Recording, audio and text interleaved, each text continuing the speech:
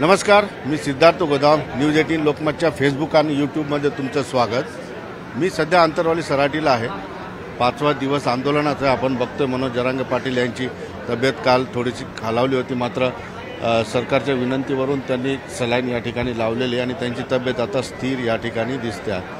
मात्र एकंदरीतच बघतोय की गेल्या 5 दिवसामध्ये आजचा दिवस फार मोठ्या प्रमाणात लोक या ठिकाणी आलेले आहेत आणि मनोज जरांगे पाटील यांना भेटण्यासाठी त्यांना पाठिंबा देण्यासाठी फार मोठी लाईन अंतरवाली सराटीमध्ये लागलेली आहे। आपण बघू शकतो की लोकांची या ठिकाणी गर्दीसुद्धा वाढत चाललेली आहे आणि मनोज जरांगे पाटील यांनी स्वतः लोकांना आवाहन केलेलं आहे की या ठिकाणी जे आहे लोकांनी आपली कामं शेतातली सोडून या ठिकाणी येऊ नये आणि यायचं असेल तर शेतातली कामं करून यावेत। मात्र आज या ठिकाणी गर्दी दिसते आणि मनोज जरांगे पाटील यांच्याशी भेट घेण्यासाठी, त्यांना पाठिंबा देण्यासाठी अशा पद्धतीच्या घोषणा या ठिकाणी होत असतात। अत्यंत ग्रामीण भागातून लोक आलेली आहेत त्यांना भेटण्यासाठी। कुठून आले माऊली? आम्ही आलो भूम तालुका। काय म्हणणं आहे मग तुमचं? काय बोलणार तुम्ही जरांगे पाटील? एकच मिशन आणि मराठा आरक्षण, एकच मिशन आणि मराठा आरक्षण। बरं, कसं आहे कामं धंदे आता झालेत सगळे शेतातले? नाही झाले, मग तरी तुम्ही इकडे भेटायला आला? पाटलामुळे आलो। बरं, कंद आणखी बघूया की माऊली कुठून आले? 3 रोजून। बरं, काय बोलणार पाटलाला? काय बोलणार, बघून आपलं कसं आहे काय बघून जावं म्हणलं। पाठिंबा आहे तुमचा? हा, पाठिंबा असल्याशी आलोत का मग इथं? पाठिंबा आहे ना। बघतोय आपण। कुठून आले दादा? आम्ही नाकलगाव तालुका माजलगाव जिल्हा बीड येथून आलेलो आहोत। बरं, आम्ही मनोज दादा, आमचा कायमच पाठिंबा आहे। सरकारनं आता अंत पाहू नये, 5 दिवस झाले तर, परंतु सरकार आजही माझ्या माहितीनुसार आजपर्यंत पण हे नाही। आज मनोज दादाची परिस्थिती आज खूप बिकट दिसते। सरकारने याचा अंत न पाहता लवकरात लवकर मागण्याकडे लक्ष देऊन मागण्या मान्य करावा ही सरकार। तुमची आहे का? काय ना बेटा, नाव सांग। काय ना तुझं? माझं कार्तिकी रामेश्वर। कार्तिकी, इथं कुणाला भेटायला आली तू? जरांगे पाटील। जरांगे पाटील काय करायला तिथं? झोपले। उपोषण कशासाठी करायले? आपल्यासाठी। निश्चितपणे लहान मुलांपर्यंत हे आंदोलन पोहोचलेलं आहे आणि आपण बघतोय की जे आलेले आहेत बरेच गावची लोक आहेत आणि गावान लोक आले। कुठून आले माऊली? सुकळी कुठे आहे सुकळी? तालुका धारोड जिल्हा बीड। बरं, कसा पाठिंबा आहे तुम्हाला आंदोलनात? आंदोलनाला पाठिंबा आहे ना। मग काय म्हणणार आता पाटलाला भेटल्यावर? पाटलाला भेटल्यावर आरक्षण मिळायच पाहिजे आम्हाला मराठ्यांना। मग पाटलांनी उपोषण सोडाव का नाही?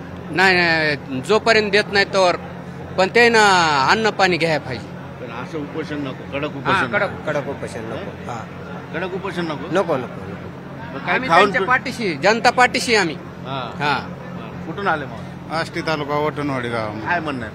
आमचं म्हणणं असं आहे, पाटलाने उपोषण करावं, पण असं नाही, पोटाला थोडंफार काहीतरी घेऊन केलं पाहिजे। जनतेसाठी सगळं करतात ना, मग उपोषण केलं पाहिजे, पण असं एवढं कडक नाही केलं पाहिजे। कारण सरकार 5 दिवस झालं आणखी बोललं नाही काय? सरकार काही बोलणार बी नाही।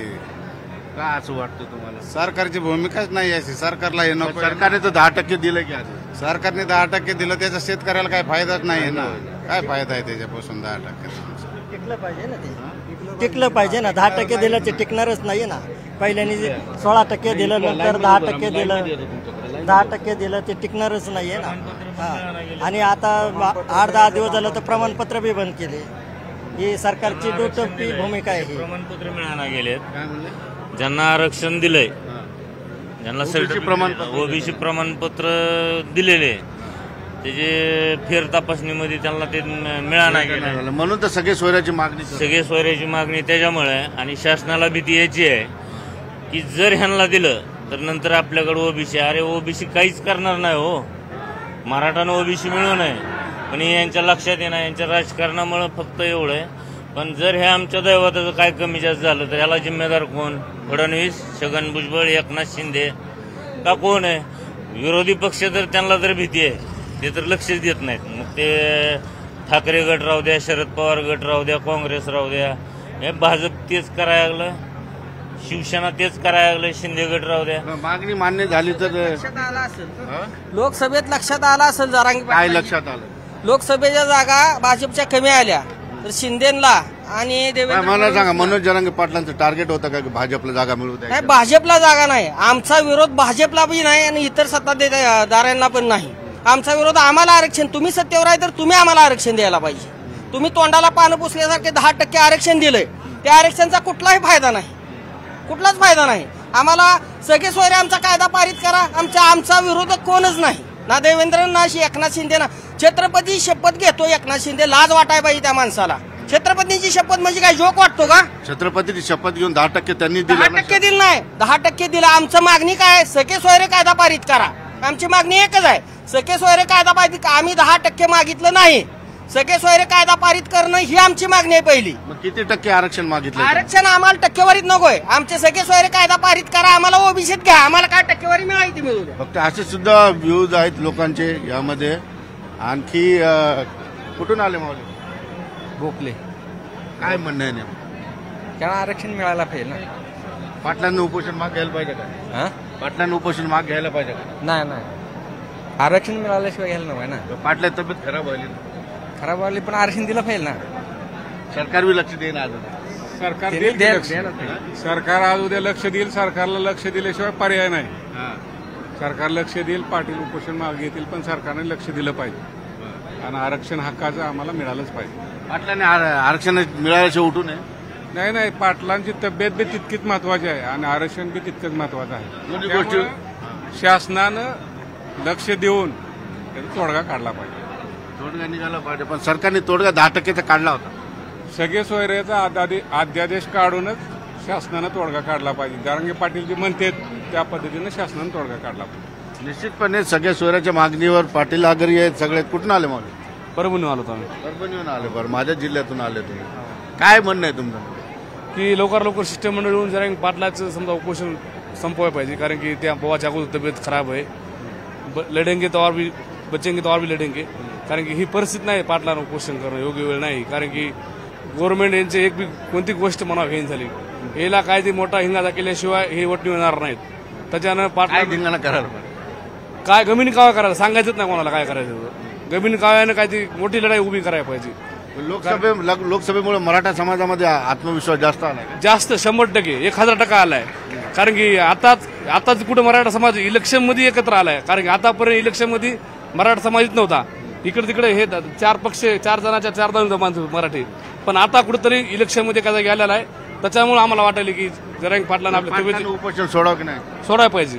कारण ही वेळ नाही. मान्य झाले पाहिजे. मागण्या होताना मान्य, असं आता मना घेणार नाही शासन आता, कारण आता इलेक्शन झालेलं आहे. त्यांना पुढची रणनीती काय ती वेगळं करून पाटला निर्णय घ्यायला पाहिजे, एवढं म्हणणं आहे. पाटीलही महत्वाचे आहेत, आरक्षणही महत्वाचं आहे. आपण बघतोय की गावामध्ये जी आहे ही रांग वाढत जाते आहे. महिला या ठिकाणी येऊन बसलेल्या आहेत. महिलांच्या सुद्धा आपण काही महिलांच्या प्रतिक्रिया या ठिकाणी घेण्याचा प्रयत्न करून. बरेच लोक इथं दिवसभर येऊन बसतात. अख्खा महाराष्ट्रातून लोक येत असतात, वेगवेगळ्या ठिकाणाहून लोक या ठिकाणी येत असतात आणि दिवसभर इथं बसतात. काही ठिकाणी आपण बघतो पलीकडे जेवणाची सोय सुद्धा अनेक गावांमधून या ठिकाणी भाकरी असतील, चटणी असेल, या सगळ्या गोष्टी इथं येत असतात. ताई, कुठून आले तुम्ही? मी आंबडून आलेली. काय म्हणणं आहे तुमचं? पाटलांना कसा माझा त्यांना पूर्णच पाठिंबा आहे. कारण त्यांनी जो हाती लढा घेतलाय, त्यांना सगळ्या महिलांचा त्यांना पूर्ण पाठिंबा आहे. सरकारने आता 5 दिवस झालं यांनी काही अन्न पाणी काहीच नाही. यांची तब्येत अशी परिस्थिती पाहत नाही अक्षरशः इतकी, कारण त्यांची तब्येत खूप खालावली आहे सध्या. तर आमची अशीच मागणी आहे की सरकारने लवकरात लवकर काहीतरी याच्यावरती तोडगा उपाय काढून आरक्षण मिळवून द्यावं, कारण हे लेकरांच्या भविष्यासाठी पाहिजे आरक्षण. मला एक सांगा की पाटलाचं उपोषण सोडलं पाटील महत्वाचे का आरक्षण महत्वाचं? दोन्ही गोष्टी महत्वाच्या, पण पाटलांनी उपोषण. आम्हाला दोन्ही गोष्टी महत्वाच्या आहे, पण सध्या तरी आम्हाला दादा महत्वाचे आहेत. कारण त्यांचं लवकरात लवकर उपोषण जेवढं शक्य होईल तेवढं लवकरात लवकर त्यांचं उपोषण सोडायला पाहिजे. हा, त्यांच्या तब्येतीसाठी. इथं गावातल्या महिला सुद्धा आहेत. पहिल्या दिवसापासून तुम्ही आंदोलनात मी तुम्हाला बघतो, तुम्ही या ठिकाणी लोकांची सेवा करता सगळ्या गोष्टी. ही महिला ज्या येत आहेत त्या महिलांची काय भावना इथं आंतरवालीमध्ये येण्याची? महिलांची एकच भावना आहे की दादा हे सर्वसामान्य राहिलेले दादा जे आहे हे 6 कोटी मराठ्याचं काळीज बनलेले, कारण सगळ्याच्या काळीजामध्ये एकच आहे मनोजदादांनी 6 कोटी मराठ्याच्या काळजामध्ये घर बनवलेले आहेत. महिलांना एकच वाटतं की आपल्या मुलासाठी मनोजदादा उपाशी बसलेला आहे, पाणी घेत नाही, अन्न पाण्याचा त्याग केला, आपला संसारावर तुळशीपत्र ठेवून सगळे बसलेले आहे. तर मनोजदादाचं उपोषण लवकरात लवकर सुटलं पाहिजे, सरकारने याच्यावर जास्तीत जास्त चर्चा केली पाहिजे आणि त्यांचं उपोषण सोडलं पाहिजे. एकच मागणी महिलांची आणि ठामपणे उभे मनोजदादा पाठीमागं. गावात कुठून लोक येत आहेत? आता या गावामध्ये 123 गावचं जे हे आपलं उपोषण पहिल्यापासून बसले, पण अख्खा महाराष्ट्रातून लोक आता पाठीमागं आहे आणि म्हणजे महाराष्ट्रातून लोक आपल्या आंदोलनाला पाठिंबा देत आहेत. निश्चितपणे बघितलं आपण, आमच्या औरंगाबादच्या सुद्धा काही महिला या ठिकाणी ओळखीच्या आहेत. एक मिनिट ताई, थोडं पाय ठेवायला लागलं. काय म्हणाल तुम्ही? अगदी पहिल्या आंदोलनापासून आहात, हे 4थं आंदोलन आहे. नेमकं काय भावना आहेत महिलांशी तुम्ही गप्पा मार? खरं तर आता हे 4थं आंदोलन दादाला करण्याची वेळ सरकारने येऊ दिली नाही पाहिजे होतं. आज आपण बघतोय की दादाची परिस्थिती अत्यंत गंभीर आहे. रात्री सीएम साहेबांशी आणि डीसीएम साहेबांशी 3 वाजता बोलणं झाल्यानंतर दादाची तब्येत खालावल्यानंतर तिथे सलाईन त्यांना 1 लावण्यात आलेली आहे. परंतु 1 सलाईनला काय होणार आहे? आज 5वा दिवस आहे, शरीरात अन्नाचा कण नाही, पाणी नाहीये आणि शरीर डिहायड्रेशनच्या पुढे गेलेलं आहे. आता शुगर लेवल त्यांची 70 वर आली आहे, बीपी लो झालेला आहे. गंभीर परिस्थिती असताना सरकारने इतका वेळ का घेत आहे?